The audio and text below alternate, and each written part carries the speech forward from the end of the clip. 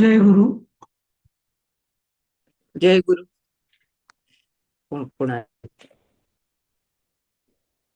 जय लक्ष्मीचे. गुरु. जय गुरु. ऐकू येत आहे का? हो हो.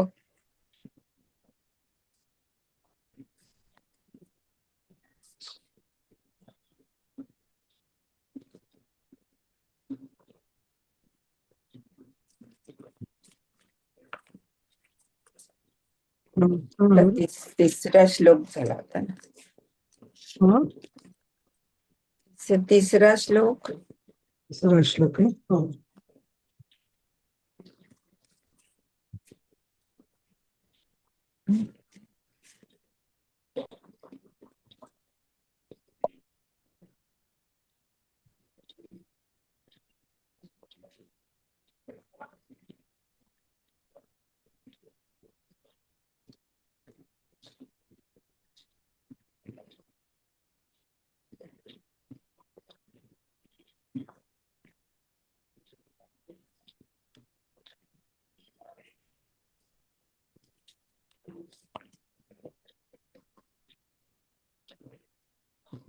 दिसलंय? नाही, अजून आलो नाही. येईल. हा, आलाय. दिसतंय सर. तिसरा आणि चौथा एकत्र घेतलाय का? तर कालचं ते चार्यताम. हा तर हा. तर त्याचं स्पष्टीकरण असं की हम्म. सर्वतः च हे तो अं, अं, म्हणजे चार्यतामचं म्हणजे तो प्रथम पुरुषी आहे ना, ते माझं जरा कन्फ्युजन होतं. हा. तर ठीक आहे, ते म्हणजे दृष्टी या संदर्भाने कर्मणी प्रयोग आहे म्हणून हम्म. त्यांनी केलं ते ठीक आहे तसं. तर हम्म. चार्यता म्हणून त्यांनी प्रथम पुरुष घेतलं ते ठीक आहे तसं. पण आपण करताना तरी समजा आपण जर केलं असतं वाक्य हे, तरी आपण असंच म्हटलं असतं की अं, म्हणजे दृष्टीम चार्यस्व असं म्हटलं असतं आपण.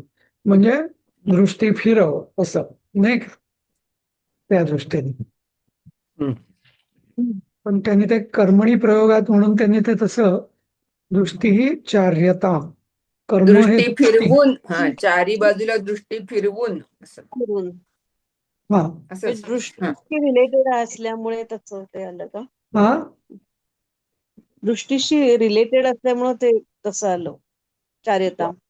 हा दृष्टी हं? ही चार्यता किंवा मग हम्म. दृष्टीम चार्यस्व असं होऊ शकलं असतं. हम्म.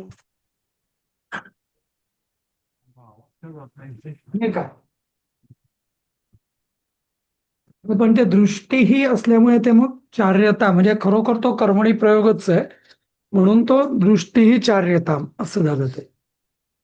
हम्म. ठीक आहे, आपण पुढचा श्लोक वाचूया. कोण वाचतंय?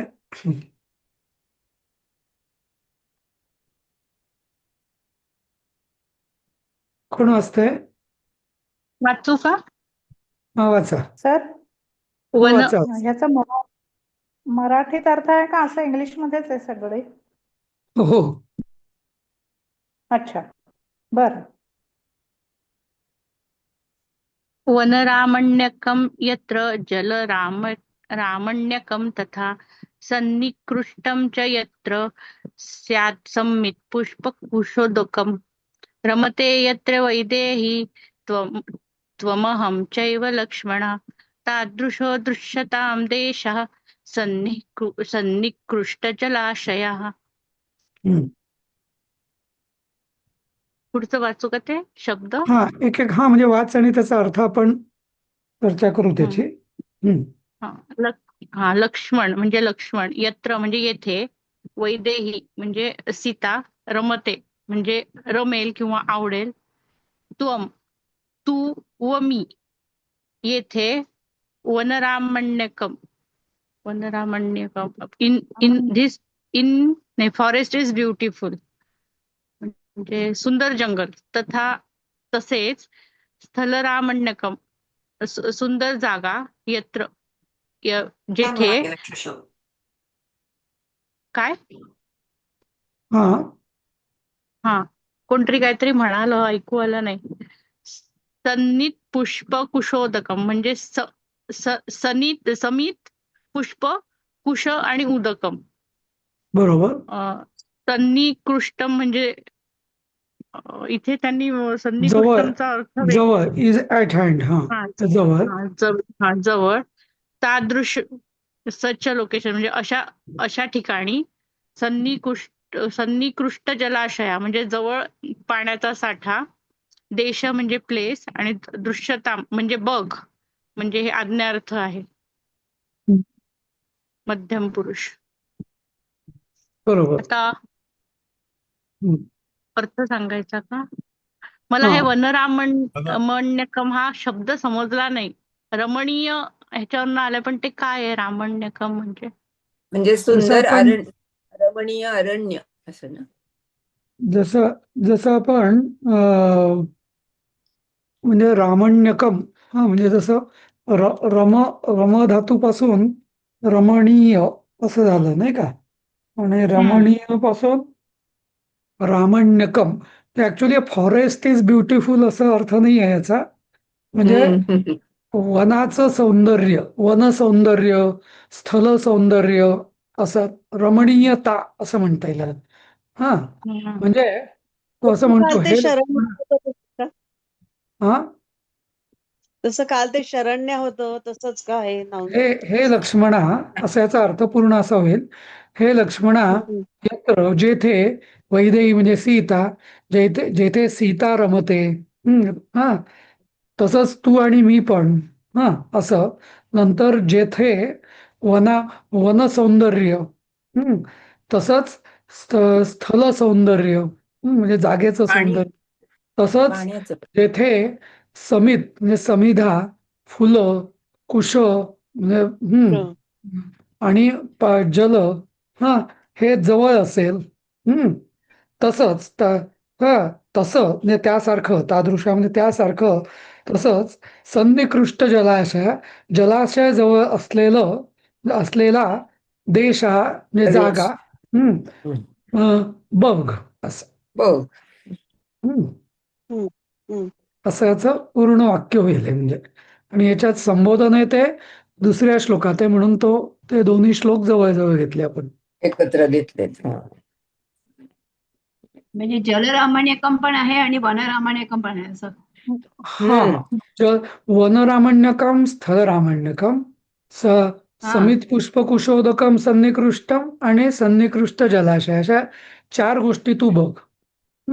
एक ओके. म्हणजे असं म्हणजे अरण्याचे पण प्रकार असतात ना, काही असे भयंकर असतात वन नाही का अरण्य. तसं नको. रमणीय वन हे कसं म्हणजे रमणीय वन आणि प्रसन्न. स्थळ पण रमणीय पाहिजे. उगीच ओबड-धोबड असं म्हणजे हे नको नाही का असं. नंतर म्हणजे ते हे करणारे म्हणजे वैदिक काळात असल्यामुळे यज्ञासाठी वगैरे समिधा, फुलं, कुश, म्हणजे दर्भ वगैरेसाठी कुश आणि उदकम. तर या गोष्टी जवळ असलेल्या हे सन्निकृष्ट म्हणजे जवळ आहे पाहिजे. आणि तसंच सन्निकृष्ट जलाशय पण जवळ पाहिजे. कारण पूर्वी आपल्याला माहिती आहे ना की जसं वस्ती कुठली जी व्हायची कुठल्याही संस्कृतीत ती नदी किनारी व्हायची. कारण पाणी हे आवश्यक असायचं नाही का. त्यामुळे कुठेही जर सेटल व्हायचं तर पाण्याचा साठा जवळपास असणं आवश्यक आहे असं तो सांगतो. जलाशयाला रमणीय लागलाय ते कसं वर्णन होईल? जलाशयाला रमणीय नाही लागलंय ना. जलाशयाला फक्त जलरामण्यकम आहे ना. जलरामण्यकम पहिल्या वरच्या श्लोकात आहे. एक मिनिट. इकडे. जलराम इथं स्थल आहे. आहे ना. ऍक्च्युली ते स्थलरामण्यकम पाहिजे मला वाटतं. तुमच्या पुस्तकात काय जल आहे की स्थल आहे? जलच आहे. जलच आहे. मग एखाद्या शब्द वेळेस नाहीये. जलरामण्यकम हा जलरामण्यकमच आहे. सरोवर ओके वगैरे म्हणायचं असेल तर हा म्हणजे त्याच अर्थाने पण म्हणजे रमणीय म्हणजे असं काही काही वेळा अशी जलांचा रमणीय पाण्याचा जो जलाशय. साठा असतो तो असा भीतीदायक असतो ना, तसं नको. शांत, म्हणजे त्यात मगरी रमणीय वगैरे जलाशय असतात. असं हा म्हणजे कुठलंही शांत असं पाहिजे. रमणीय जलाशय असं का? नाही जेव्हा त्या साठ्यामध्ये जशा रमणीय मगरी वगैरे जलाशय. राहतात, मग तो रमणीय हम्म, राहत नाही तसं हम्म, हम्म. हम्म, त्या हम्म. म्हणजे म्हणजे व हा स्थल हा शब्दच नाहीये दोन्ही श्लोकांमध्ये. स्थल हा शब्द नाहीये. हा नाही नाही तर इथे कदाचित तो पाठभेद असेल जल आणि स्थलाचा, म्हणून हा इथे आपण हा जलरामण्यक म्हणजे जलाची सुंदरता. मला वाटतं पुढे येईल जलाची सुंदरता म्हणजे तिथं हंस, नंतर कमळ, नंतर बदकं हम्म, वगैरे अशी सगळी विहार करतायत. म्हणजे ते पाणी जरा असं म्हणजे नुसतंच पाण्याचा साठा नको, ते असं डबकं नको, नाही का, घाणेरडं पाणी असं नको, तर ते रमणीय सुंदर असं पाहिजे, असं त्या अर्थाने जलरामण्यकम. रामण्यकम म्हणजे हा भाववाचक शब्द आहे. हम्म. हम्म. हम्म, हम्म. हम्म. जल स्थलासाठी त्यांनी देश शब्द म्हणजे आलेला आहे. स्थल देश नाहीये, तिकडे जल पाहिजे ना, तिकडे स्थल नको. नाही, हा जलरामण्यकम. स्थलासाठी प्रदेश हा त्यांनी हा बस. म्हटलंय ना, म्हणजे दृश्यताम देश, म्हणजे अशी जागा बघ किंवा असं असं बरोबर लोकेशन त्यांनी म्हटलंय ना. त्या स्थलासाठी बरोबर तो शब्द आलाय. देश. बरोबर हो बरोबर. हम्म. हम्म. तर तसं म्हणता येईल आपल्याला की बरोबर जलरामण्यकम. पडलं इथे. हम्म. पण तसं जलाचंही म्हणता येईल, सन्निकृष्ट जलाशया असं. पण तिथे ठीक पण आहे, आहे. तिथे पण आहे, पण त्यामुळे ठीक आहे, दोन्ही चालू शकेल तसं. हम्म. हम्म. सन्निकृष्टम, आकृष्ट म्हणजे जवळ, सम म्हणजे खूप जवळ असं. हम्म. अच्छा. हा तर सन कृशकर्षतीचं कृष्टम आणि निस प्रत्यय आणि सम चांगलं जवळ असं. हम्म. या अर्थाने हे आपल्याला वाटतं सन निकृष्टम म्हणजे निकृष्ट म्हणजे असं निकृष्ट का, नाही. तसं नाही. हा हा त्या अर्थाचं नाही, सन निकृष्टम म्हणजे जवळ. हम्म. हा तसं. ठीक आहे, पुढचं वाचा. या दोन्ही याचा मिळून मी अर्थ सांगू का एकदा मराठीत? हा सांगा. हम्म. दोन्हीचा मिळून सांगते. हो हो हे लक्ष्मण, वनाची सुंदरता आणि पाण्याची सुंदरता असेल आणि यज्ञासाठी समिधा, फुले, दर्भ, पाणी जवळच असेल हम्म. असे ठिकाण, आणि ज्या ठिकाणी वैदेही, सीता, तू आणि मी आपण तिघे आनंदात राहू शकू हम्म. असा प्रदेश बघ, हम्म. जेथे ज्याच्या जलाशय पण जवळपास जवळ असेल. जलाशय पण असेल. त्याच्या हा जवळपास जलाशय पण असेल. असं बरोबर. होईल का सगळा दोन्हीचा? हो हो हो. किंवा जलाशयाचे आधीच घ्यायचं तसं, म्हणजे आधी वाक्य ते घेतच आहे. हा त्याच्यातच घ्यायचं. ज्या ठिकाणी जलाशय असेल आणि वैदेही, सीता, तू आणि मी आपण तिथे आनंदात राहू शकू. हा तादृशो देशः दृश्यताम, तसा. हम्म. असा देश, जागा, प्रदेश काहीतरी बघ. हम्म. अशी दृश्यता जागा आता शोध म्हणजे. शोध. आता हे परत आहे ना दृश्यताम, हे सुद्धा हा हा हा हा हा. म्हणजे प्रथम पुरुषी घेतलेलं आहे बघा. हो म्हणजे हो. हा दृश्यता. पश्य असं नाही म्हटलं त्यांनी, किंवा बघ असं नाही म्हटलं, नाही म्हटलं. नाही का, दृश्यताम असं हो. म्हटलं. म्हणजे आत्मनेपदी प्रथम पुरुष असं घेतलेलं. आणि आज्ञार्थी झालं ते. अज्ञार्थी ना. नाही आज्ञार्थीच झालं ना. नाही नाही, लोट आज्ञार्थी आहे, पण तेच बघा नाही ते गंमत कशी आहे, देशः दृश्यताम. हा हा हा. म्हणजे हा देशम दृश्य पश्य असं जर कर्तरी असं. प्रयोगात असतं तर कसं झालं असतं, तादृशम देशम पश्य असं झालं असतं, नाही का? कारण मग तो देश हा द्वितीयत आला असता आणि मग दृश्यतांच्या ऐवजी मग आज्ञार्थी म्हणजे पश्य असं, दृश्य पश्यती सारखं पश्य असं आलं असतं.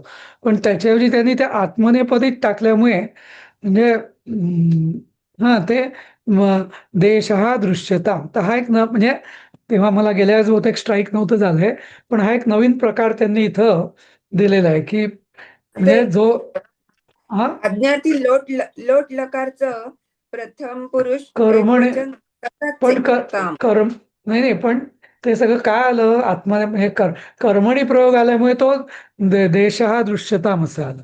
नाहीतर ते हं, हं, आपण जसं मी आधीच्याही श्लोकात म्हटलं ना, तसं आपण म्हटलं हं. असतं ना की म्हणजे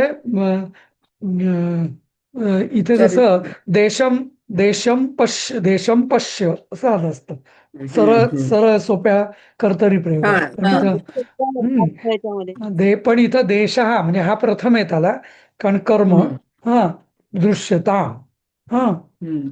म्हणजे कसं म्हणता येईल त्याला मराठीमध्ये कर्मणी प्रयोग जर करायचा झाला शब्दशः तुझ्याकडनं भाषांतर. बघितलं जावे असं होईल का?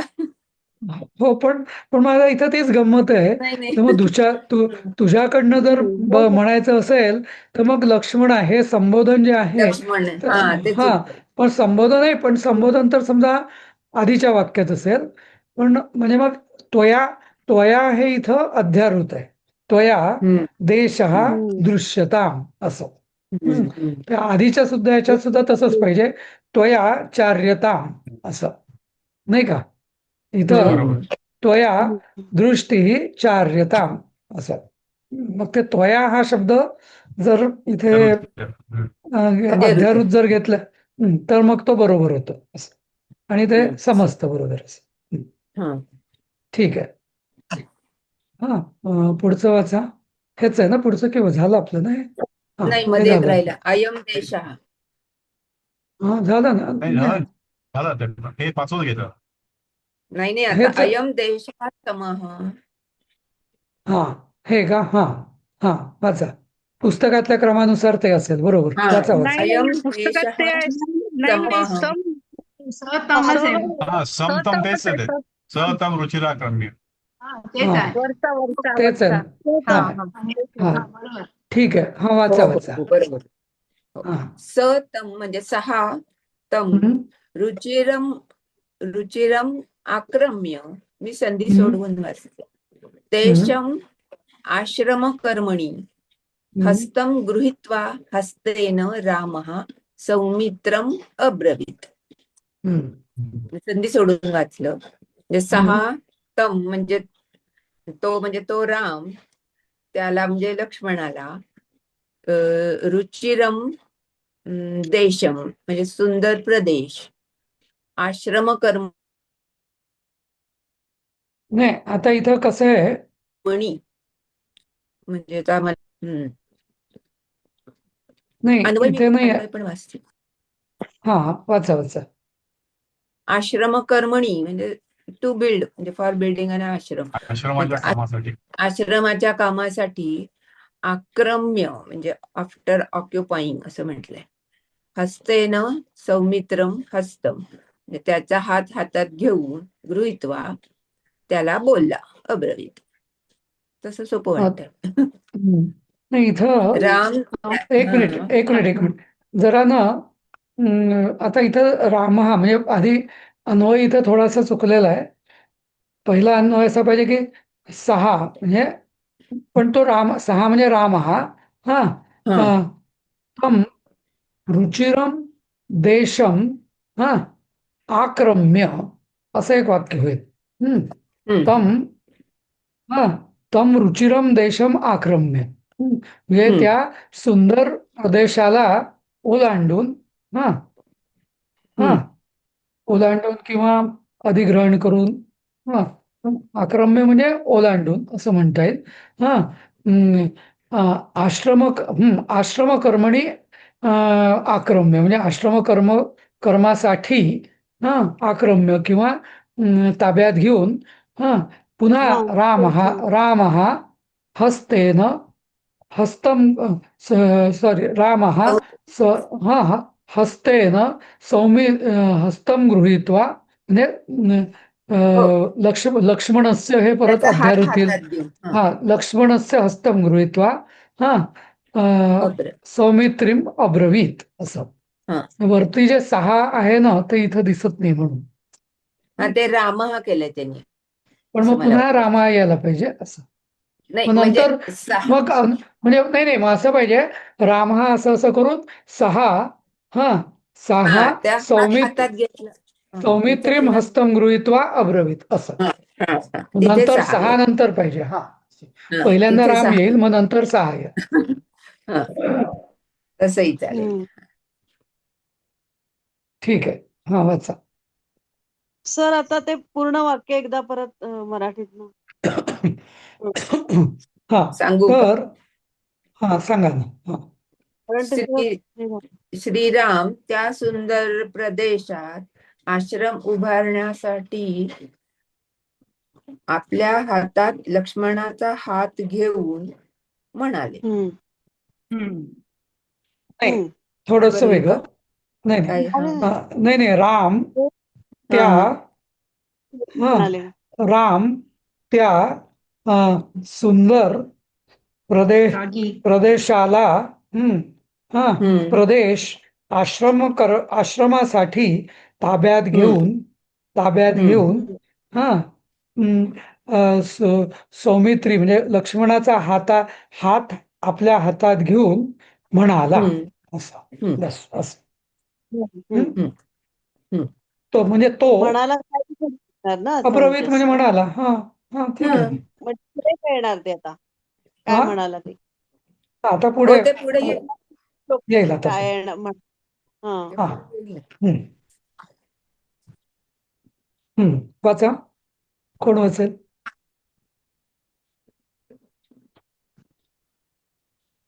अयम शुभांगीताई देशः तुम्ही वाच. अश्विनी वाच. अयम देशः समः श्रीमान पुष्पितैस्तरू म्हणजे पुष्पित तरू येणार ना हे तरू पुष्पितः पुष्पितः हा. प्लस तरू पुष्पितः तरू हम्म. अभिर्वृतः असं येणार का? इहाश्रमपदं सौम्य यथावत कर्तुं अर्हसी मर्हसि मर्हसी नाही अर्हसी कर्तुम अर्हसी असं. कर्तुम अर्हसि सॉरी कर्तुम अर्हसि अर्हसि म्हणजे मान्यता देणे किंवा आलं होतं मान्यता वरून. असं का? नाही तर इथं हे सौम्या म्हणजे लक्ष्मणा पुष्पितैः तरुभिः वृतः फुलांनी. म्हणजे भरलेल्या म्हणजे फुललेल्या झाडांनी आवृत्त म्हणजे वेढलेल्या वेढलेला अयम देशा म्हणजे वेढलेली ही जागा समहा म्हणजे समतल आहे. श्रीमान इह येथे यथावत म्हणजे ज्याला आपण म्हणतो नियमानुसार नियमानुसार आश्रमपदम कर्तुम अर्हसी आश्रम पदाला करायला योग्य आहे असं. योग्य आहे. अच्छा. आश्रम करायला योग्य आहे असं. आता सगळ्यांनी इथं संधी सोडवून आधी घेतलं ना तर बरं पडतं. संधी सोडवायला श्रीमान अधिक पुष्पितैः अधिक तरुभिः अधिक तरुभिः. वृत्तः हा. तरुभिः अधिक वृत्तः इहीचा तो र झाला रफार झाला. विसर्ग निघून हे झाला आणि कारण श्रीमान आणि पुष्पितैः तैहीच तो स झाला स्त असं झाला ना. तरुभिः आता इथं ना कर्तुम अर्हसी म्हणजे हे लक्ष्मणाला उद्देशून म्हटलेलं आहे. कर्तुम अर्हसी म्हणजे तू पात्र आहेस. हा, अर्हसी म्हणजे तू पात्र, लायक तू आहेस. पात्र आहेस. Correct. म्हणजे पण इथं म्हणून. तो प्रदेश लायक नाहीये, तू लायक आहेस असं. तू म्हणजे आता म्हणजे तो प्रदेशाच्या बाबतीत बोलले असते ते तर म्हणजे अर्हती म्हटलं असतं, पण तसं नाही. त्वम, नाही. इथे त्वम हे अध्याय ऋत आहे. अर्हसी. हा, म्हणजे तू अर्हसी. यथावत म्हणजे तू तू आता म्हणजे योग्य पद्धतीने करायला पात्र आहेस असं. म्हणजे तू आता कर असं. म्हणजे तुला आता अधिकार प्राप्त झाला आहेस असं. म्हणजे तुला जे पाहिजे ते सगळं मिळालेलं आहे, आता तू हे कर असं. तर श्रीमान हे कशाचं विशेषण येईल? श्रीमान. हम्म, देशाचं. देशाचं येईल, बरोबर. पुष्पतेही तरुभीचं नाही येणार, कारण नाहीतर मग ते तृतीयेत गेलं असतं, तसं नाही झालं.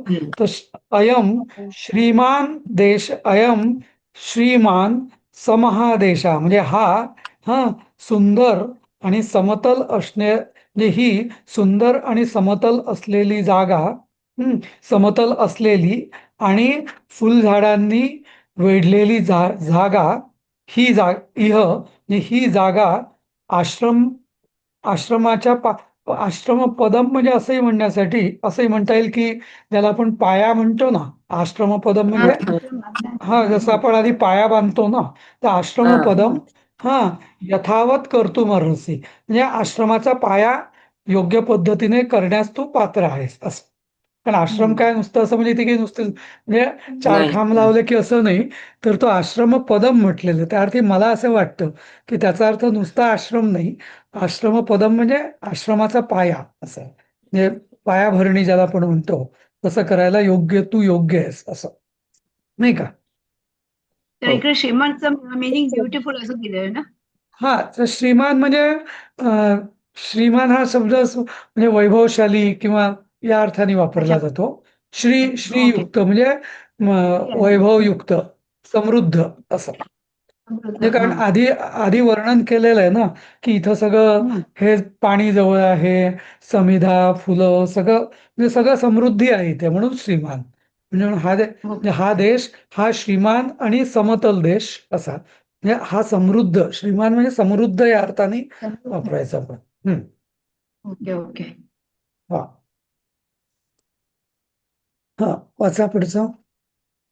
लक्ष्मीताई वाचा तुम्ही. हो.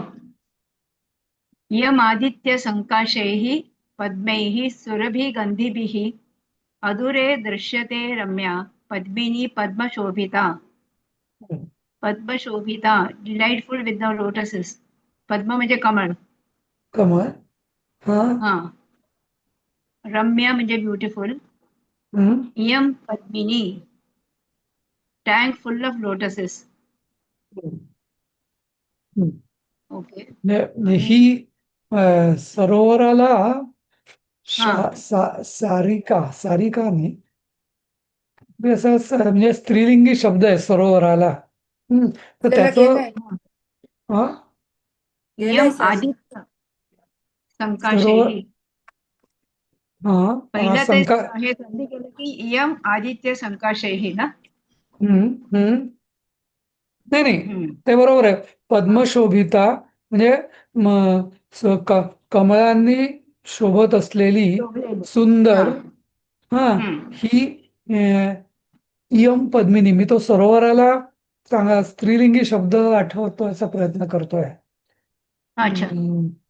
पण ठीक आहे, आपण सरोवरच म्हणूया. ही पद्मिनी, पण पद्मिनी म्हणजे सरोवर. तर पुष्करिणी म्हणता येईल, पुष्करिणी पण. पुष्करिणी किंवा सरसी. सरसी चालेल, सरसी चालेल. सरसी चालेल. असे ही सरसी म्हणजे असं छोट, असं म्हणजे सरोवर म्हणजे विशाल छोटं, असतं. मग पुष्करिणी सारखं असं. पुष्करिणी म्हणता येईल. ही पुष्करिणी आदित्य संकाशही, म्हणजे सूर्याची चमकते आहे, चमकणारी, लखलखणारी किंवा चमकणारी, प्रकाशणारी, सुरभिगंधीभी, सुरभी हम्म. गंधिभी म्हणजे स्वर्गीय असा सुगंध असणारी पद्मही हा सुरभी गंधिभी पद्मही म्हणजे आणि कमळांसह अधुरे म्हणजे जवळच दिसत आहे असं. अधुरे म्हणजे जवळ, जवळ हा निकट. हा निकट हा हा निकट दिसत आहे. म्हणजे ही यम म्हणजे ही आता याचा पूर्ण अर्थ असा होईल ही सूर्यासारखी प्रकाशमान हा क कमळ असलेली चांगला सुगंध असलेली रम्य कमळांनी शोभत असलेली पद्मिनी जवळच दिसत आहे असं. हम्म. हम्म. म्हणजे असं वाक्याचं ऍक्च्युली अन्वय जर तसा करायचा झाला क्रमानुसार तर असं होईल इयम पद्मशोभिता रम्या आदित्य संकाशैः सुरभिगंधिभिः पद्मैः अधुरे शोभते अधुरे दृश्यते असं. दृश्यते.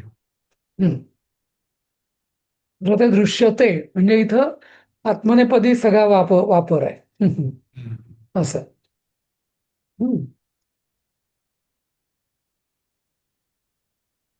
ठीक आहे, पुढचं कोण वाचेल? शुभांगीताई.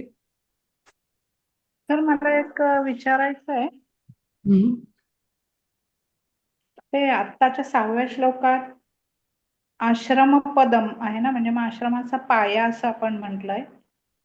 तर पहिल्या श्लोकात पादपहा आहे, त्याचा आपण काय म्हटलंय? सौम्य पुष्पित पाद. वृक्ष. नाही नाही, तर पुष्पित पादपहा म्हणजे काय आहे? पुष्पित नसतं की पादप हा जो शब्द आहे ना हा झाडांना वापरला जातो. कारण आपण प्राणी सगळे जे असतात ते तोंडाने पाणी पितात, बरोबर? म्हणजे सगळे वाघ, सिंह, बकऱ्या, कुत्रे सगळे.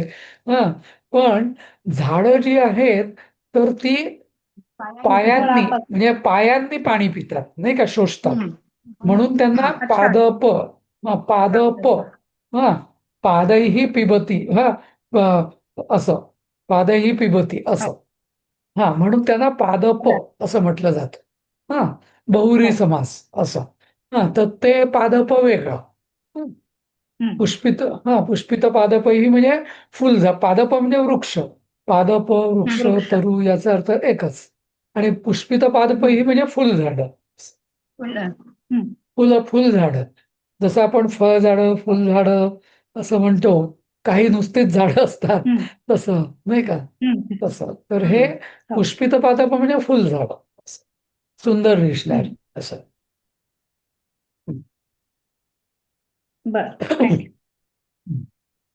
तेव्हाचा खालचा वाचा पुढचा श्लोक. इयमादित्य संकाशैः नाही, त्याच्यात ते झालं हंस कारंडव. कारंडवा किरणा चक्रवाकोपशोभित इयं गोदावरी रम्या पुष्पैः पुष्पितैः पुष्पितैः तरुभिः वृताः नाही वृता आहे. वृता. ना काहीतरी हे मी लाल जे अक्षर केलेलं आहे ना, ऍक्च्युली याच्या आधी एक श्लोक होता. तर तो यांनी गायला मूळ रामायणात. तर त्यामुळे त्याच्यात त्यांनी असं ते सांगितलेलं आहे की भावितात्मना म्हणजे भावितात्मना अगस्त्येन मुनीना यथा आख्यातम. म्हणजे त्यांनी जसं जे मी काल म्हटलं ना अत्री ऋषी, पण इथं अगस्तींनी म्हटलेलं. तर अगस्ती ऋषींनी त्यांना सांगितलं होतं की तुम्ही दंडकारण्य प्रदेशात गोदावरीच्या किनारी निवास करा. तर इथं मग राम म्हणतोय की त्यांना की अगस्ती ऋषी भावितात्मना म्हणजे ज्यांना जे त्रिकालदर्शी या अर्थाने त्रिकालदर्शी अगस्ती मुनींनी सांगितल्यानुसार हा पुढचा श्लोक आहे. आता रम्या ही म्हणजे ही रमणीय पुष्पितही तरुभिही वृता म्हणजे फुलझाडांनी वेढलेली त्यांनी बहरली. हंस बहरले बोलत ऋता म्हणजे आवृत्त म्हणजे वेढलेली असं वेडले हंस हा हंस कारंड वाकीर्णा filled with swans and ducks.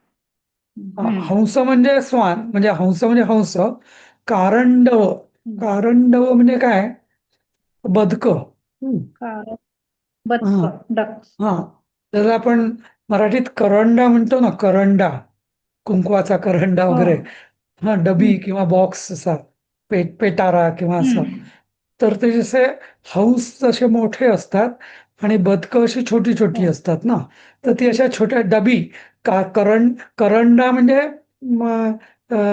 छोट म्हणजे डबी करंड असं करंडी म्हणतो आपण तसं आणि कारंडव ते बदकासारखी अशी कारंडव असं कारंडव आकीर्णा कारंडव हंस आणि कारंडवांनी भरलेलं असं हा भरलेली रादर आकीर्णा स्त्रीलिंगी हे कारंडव आकीर्णा म्हणजे हंस आणि बदकांनी भरलेली हा हा चक्रवाक उपशोभिता शोभित हा तर चक्रवाक पक्षी असतो ना तो संस्कृत वाङ्मयात चक्रवाकाला काय नाव आहे पहा दिसतो तो खेड्यांमध्ये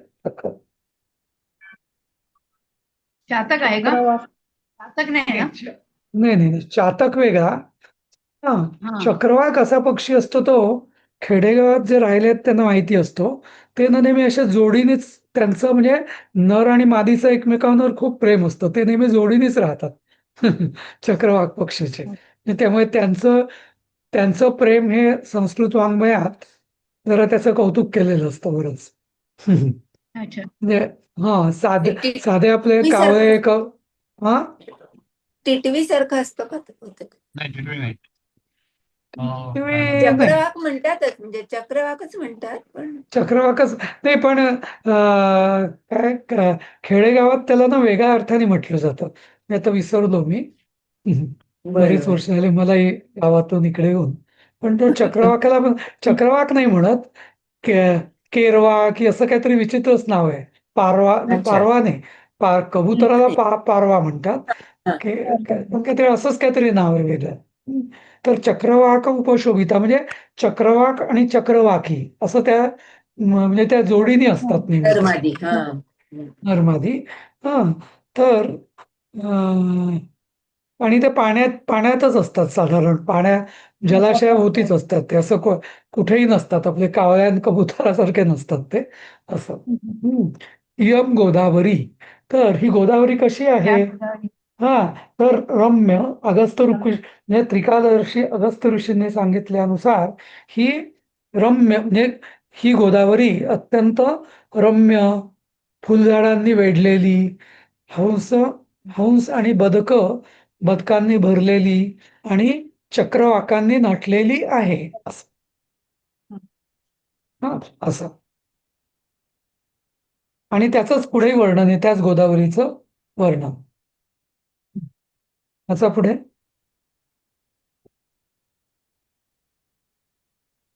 कोण वाचत नाही का? मयूरनादिता रम्याः प्रांशवो बहुकंदराः दृश्यन्ते गिरयः सौम्य फुल्लैः तरुभिः